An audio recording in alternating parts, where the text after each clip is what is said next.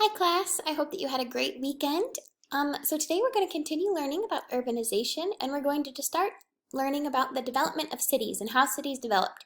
Last week we took a look at different types of settlements, starting with isolated settlements with just small farming communities that slowly grew into nucleated settlements, which we would consider villages, and then from that the development of linear and organized cities.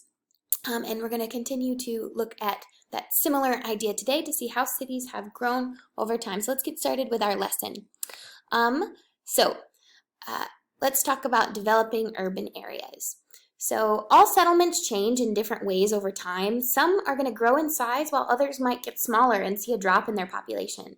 Settlements can be affected or changed by natural disasters, wars, new technologies, outbreaks of disease, and political changes in the running of government. So think of maybe those types of things as you look at these three pictures of Hong Kong. So here's Hong Kong in 1910, here's Hong Kong in 1972, and here's Hong Kong in 2014. What I want you to do now is pause the video and go to today's worksheet, which is right here, and I want you to answer these first two questions, which are about Hong Kong. The first one, you're going to list between 5 and 7 changes that you can see over time from those pictures. And then, looking at your list of changes, I want you to describe 3 ways that those changes might have affected the people living there. So try to see or observe or list between 5 and 7 changes that you can see in Hong Kong, and then describe 3 ways that those changes might have affected the people living there.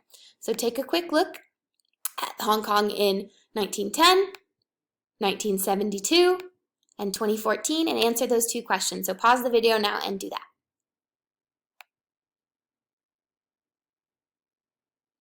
All right, so moving on.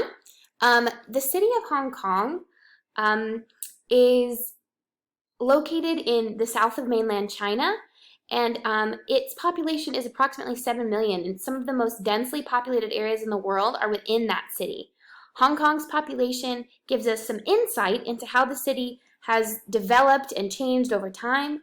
Hong Kong was originally a settlement where the primary function was fishing because it's so close to the South China Sea. Hong Kong's role changed significantly, though, after it was taken over by Britain when they took control after Hong Kong Island after defeating China in an Opium War in 1842. The Hong Kong Island, after that point, was governed by the British, and the British expanded the control to include the area around it and some new territories of the North region that surrounds Hong Kong by the end of the 19th century. Hong Kong developed under British rule to take advantage of its geographic position, which is really important for trade and for safety. And it has a really deep seaport, which means that they can get in big ships and that they can send out a whole lot of trade. So it became a trading hub, and this had a really big impact on the city. Hong Kong developed as a major financial center because of this. The city has some of the highest concentrations of population density on the planet, which means people are packed in there really tightly. This has created a bunch of issues with housing, but at the same time, large areas of land have been protected from urban development, and that means that they've been designated for other use, maybe things like parks. Hong Kong was handed over from the UK to China in 1997, but it has a system of government different from the rest of China due to its unique history, which gives it a little bit more economic and political freedom. Hong Kong has experienced a whole lot of challenges in recent years due to a serious outbreak of the disease SARS in 2003, which coronavirus is similar to, and a series of political protests that happened in more recent years, like 2014. So knowing that, what were your predictions about Hong Kong true? Were the changes that you imagined ones that Hong Kong has gone through? Hong Kong gives us a really good insight into how cities grow and how they get larger and the different patterns that they go through. But let's look at how have cities developed over time, over all of human history, not just Hong Kong. So for most of human history, more people have lived in the countryside, in villages and small towns, rather than in cities. By the early 1900s, countries like the USA and the UK had become mainly urbanized nations. So this means that by the early 1900s, most of the populations of those countries lived in cities rather than in the country, and this is a really new development. Although we all live in a city now, for most of human history, that wasn't the case. Most people would not live in cities. And now as much as 50% of the world's population lives in cities, and only a few percent lived in cities 200 years ago. There are three really unique stages of development in cities, and these are pre-industrial, industrial, and metropolitan megalopolitan stages. So those are the metropolis and megalopolises. So let's look at those three stages, starting with the pre-industrial cities. For thousands of years, from the start of human history, for the start of human beings living, which is thousands of years ago, for thousands of years, people roamed to survive, to find food and water. So for a very long time in human history, people just had to keep moving to stay alive. Then about 10,000 years ago, there were new technologies for agriculture and farming that allowed people to live in places more permanently. So these would be dispersed and nucleated settlements starting to form as people built farms and then maybe built houses close together for protection on their farms.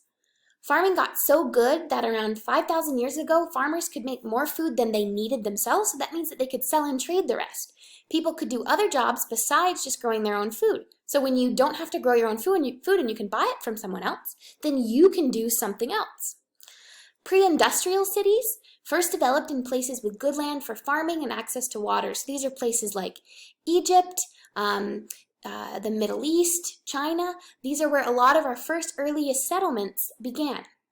Pre-industrial cities were a lot smaller than modern cities. They usually had 10,000 people or less. Some other really famous cities grew bigger, like maybe Rome, but most of them were 10,000 people or less. They were a lot different than modern cities, so this means that their residential and commercial areas weren't really separated. So that means that where people worked was where they lived. Most people worked in their homes, and people with similar jobs would usually live in groups or in neighborhoods. So you might have a neighborhood of bakers and another neighborhood of people who made furniture and another neighborhood of blacksmiths. People would tend to live with people who were like them. And this means that people of different religions or ethnicities or classes would be separated from one another. This means that social mobility or moving between classes or groups was really, really difficult or sometimes even impossible. An example of a pre-industrial city would be the city-state of Ur, which I know that you got to explore a little bit in design when you were looking for the ziggurat of Ur. But this is an example of a pre-industrial city. Pre-industrial cities rise from individual homes that became hamlets, that become villages, that become towns, that become cities, which means that they're not so organized. They don't have a lot of linear streets, but they're more clumped together, nucleated. And so they have a lot less organization than we might see in grid patterns in our modern cities. After pre-industrial cities, we have a period where we run into industrial cities. So between the year about 1700 and 1900 CE, I'll put that in there so that's more clear.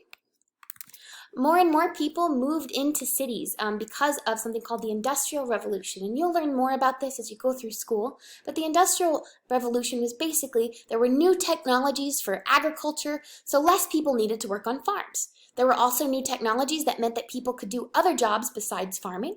So people began to work in factories or specialized businesses that were located in cities. In 1700, less than 2% of people in Britain lived in cities, but by 1900, more than half did. That's how quickly this change happened. Industrial cities had higher populations than the pre-industrial ones, and they were more diverse, which means they were drawing in people from farther and farther away. So because they had jobs in factories, people from not just the same country, but from other countries would want to move to these cities for jobs. So good examples of this are cities like maybe London and New York that drew in a whole lot of immigrants to work in their factories and in their industrial economic centers. Industrial cities also allowed for larger commercial centers. That means more places to shop, more places to buy, more places to work. So more factories meant more goods meant more things to sell, and more things to sell just meant more stores, which is more jobs, which is more people. So industrial cities were growing much, much more rapidly. Here's a photo of an industrial city in London, or of the industrial city of London. It's not a photo, it's a sketch. This is a sketch someone did of London in the 19th century. All of the factories created a lot of smoke and a lot of population growth. So houses had to be built very close together, very quickly, to house all of the people that were coming to rush in to work in these factories. So there were a lot of issues with things like that. People being packed together too tightly and in maybe conditions that weren't very safe. Now we see more things like metropolises and megalopolis cities. As industrialized cities grew larger and spread outward, a term we call urban sprawl, so cities getting bigger and bigger, they form metropolises. We already talked about this, but cities with surrounding suburbs, and which are lands outside of the city limit and that are residential, are metropolises. So these massive cities are really diverse in ethnicity, religion, and economic status. That means there's people in them that are very poor and very rich. There are people of all different ethnicities, people of all different religions. There are big differences in these cities compared to maybe industrial cities and pre-industrial cities. A lot of people in these metropolises and megalopolises, they live outside of the cities in suburbs if they can afford it, and then they commute or travel to work inside of them. So things like automobiles and public transport allow this to happen, but suburbs also can develop economic centers of their own for convenience with shops and medical centers. And so megalopolises form when metropolises spread out so far that they touch one another. So all of these cities sort of built on each other. First, we had people first coming together in pre-industrialized cities as they were just starting to move away from farming. Then as people really moved away from farming and there were more jobs and more opportunities, people crammed into industrial cities. And now that all of these industrial cities grew larger and larger with more and more people, they formed metropolises, which then moved together with other metropolises to form things like megalopolises. So cities grew bigger and bigger until they touched each other, and there was really no distance between them. So after learning about all these types of cities, what I'd like you to do is go back to our worksheet. So you finished that first part of the worksheet after looking at Hong Kong. Now I want you to think, would pre-industrial cities be more likely to be considered linear or nucleated settlements? So think in general. Consider and think about how those pre-industrial cities were formed. Explain your answer. And then I want you to get creative. So you can draw, you can make a digital cartoon, you can sing a song, you can do whatever you like, but I want you to answer this question not in a paragraph. So what problems do you think that each type of city might have experienced?